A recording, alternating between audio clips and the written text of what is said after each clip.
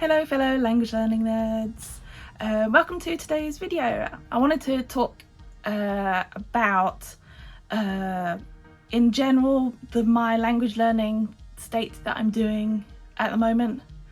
Did that make sense? No, language update, yeah! I just wanted to talk about how my language learning has been going recently, and in particular for Japanese, because I feel like my Japanese has not been good this year. I have not had a good year for language learning. I feel like it's just been a bit pants. I feel like I've made no progress whatsoever, and yeah, it's been a bit frustrating. But on one hand, it's not been completely in my control. I've had a lot of issues and things come up this year, so a lot of it has just been down to unfortunate circumstances. But some of it has been because of things that I've been doing. For example, at work, I did this thing for like 3 months where you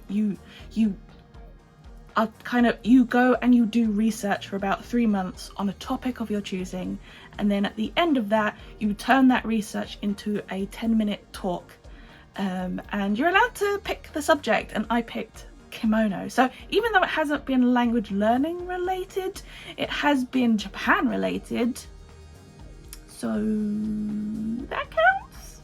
Well, I suppose you can never really fully take away language learning a language and learning about the culture surrounding the language, I guess. I know more about kimono now. I have been quite obsessed with kimono recently because of this, and it's been great fun. I've actually really enjoyed it. And I've completed this whole 3-month thing now. I did the talk at the end of it, and it was successful. So yay! And slightly related to that, I went on a 1-day course that was about kimono fashion and woodblock prints. So mostly fashion in the Edo period of Japan, and it was a 1-day course. And the first half of it was kind of like lectures, and they were using woodblock prints to explore Edo period hairstyles and makeup fashion, and then they moved on to talk about the kimonos that you find in the woodblock prints. It was really interesting, and my talk talks about that in like a teeny tiny little bit, and so it was really nice just to go to somewhere and it just expand on that little bit. It was really interesting. But yeah, so I've been doing a whole bunch of stuff of that, which has taken time away from language learning, which is unfortunate, but it was also really enjoyable. Doing some reflecting on my Japanese language learning, I know in the past I've talked about using my travel time to and from work as a place where I can like do lots of listening practice with like little podcasts, and I had found a bunch of podcasts and I'd been using them, and I had found a bit of an improvement, but after doing it for a while I feel like I need to change that. I think I find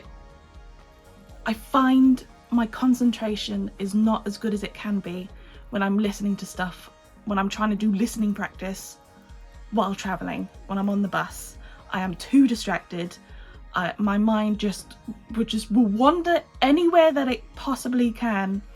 I just think that it's been a while now, and I think I need to change it up. I think I need to focus more on my language learning while I'm here at home at my desk.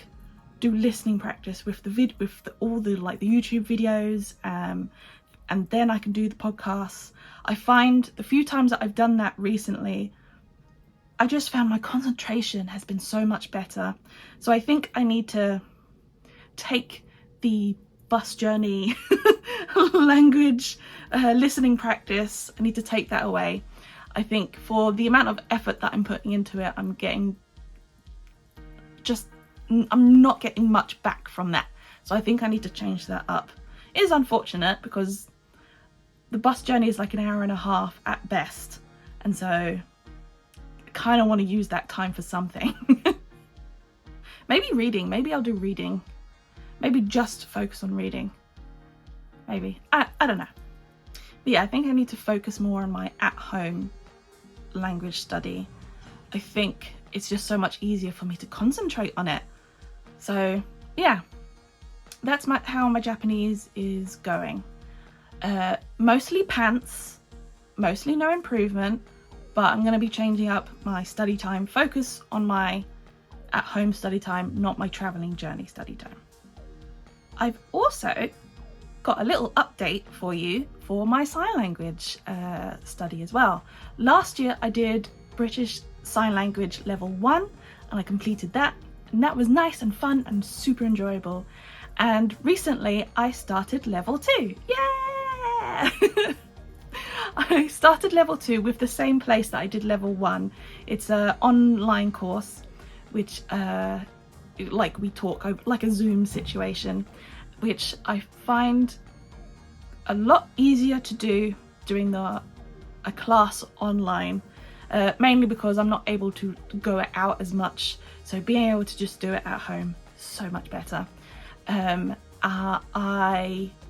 I started level 2. It's so much more intensive this time round. I feel like level 1 was like, yeah, it's fun, we're gonna learn some alphabets and some vocabulary and do some sentences and da-da-da. And level 2 is like, okay, now we're learning conditional sentences, now we're learning to give opinions, now we're learning modal verbs, and it's like, oh my gosh, there's so much.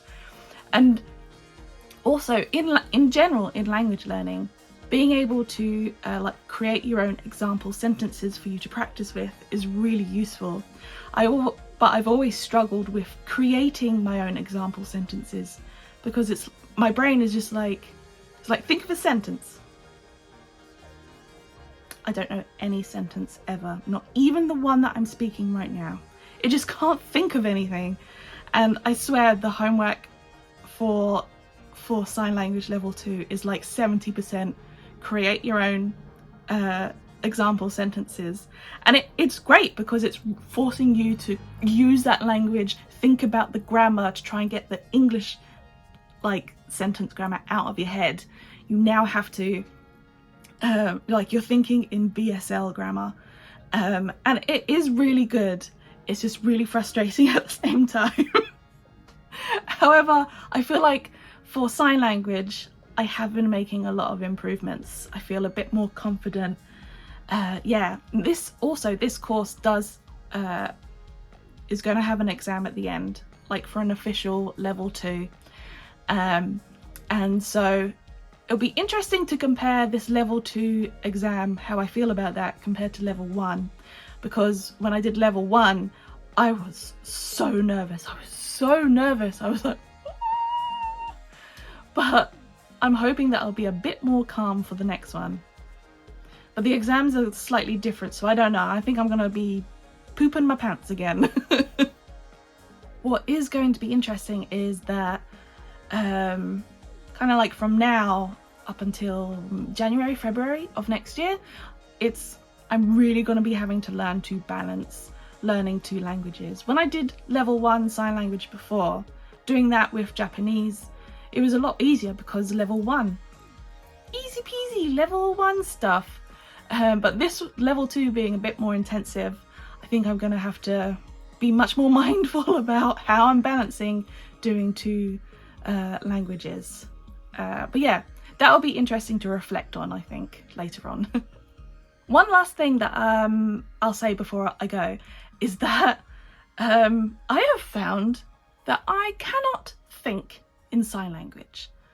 Now, for example, if I'm writing in English, like when I was doing my research for the kimono and learning about that, I was doing like writing in English, and then say if I'm really like thinking about something, and then I might on my face, you might be able to tell that I'm thinking. So I'll just be like,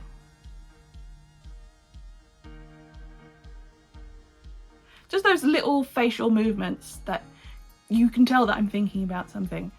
In Japanese, say if I'm studying Japanese, I'm doing a bunch of writing, very similar sorts of situation, maybe some small facial movements for you to be able to tell like she's thinking about something.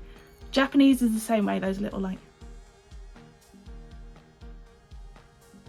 easy peasy. However, when it comes to sign language, if I'm trying to create those example sentences that I was just talking about, like I'd be writing them down, but then inevitably at some point I will put down the pen and start signing away to myself.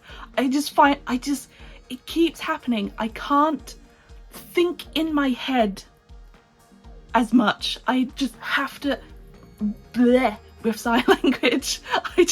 I have to try and resist. I'm like halfway through a sentence, put down pen, start signing away, and I'm like, no, write the work, do the work, please. You need that for homework. Please write it down. And I'm just, yeah, I can't think in sign language. I have to talk. I have to just sign away. I don't know why that is. I don't know why I just can't shut up in sign language. If I'm thinking it in my head, I'm probably gonna start signing it out loud, which makes me worried about studying it in public. Like, am I gonna look like I'm just a crazy lady talking to myself? Anyway, that was my update. That was my little update for my language learning. Japanese, pants, have to slightly change up my study process. BSL, doing good but getting a bit more intensive. Yes. And I can't think. That's it. That's all I really have to natter about today, so I will let you get on with the rest of your day.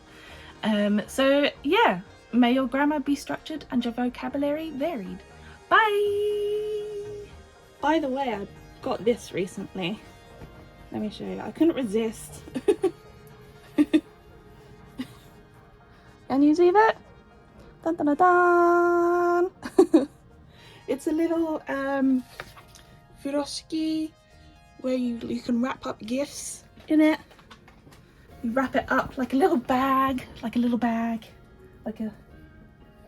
oh no, I'm dropping stuff, but like I need to take my Snorlax with me, so you wrap it up and then he's in a little bag. Much nicer and neater than that. But it's got hiragana on it, and I already know that, but look, I just thought it was fun.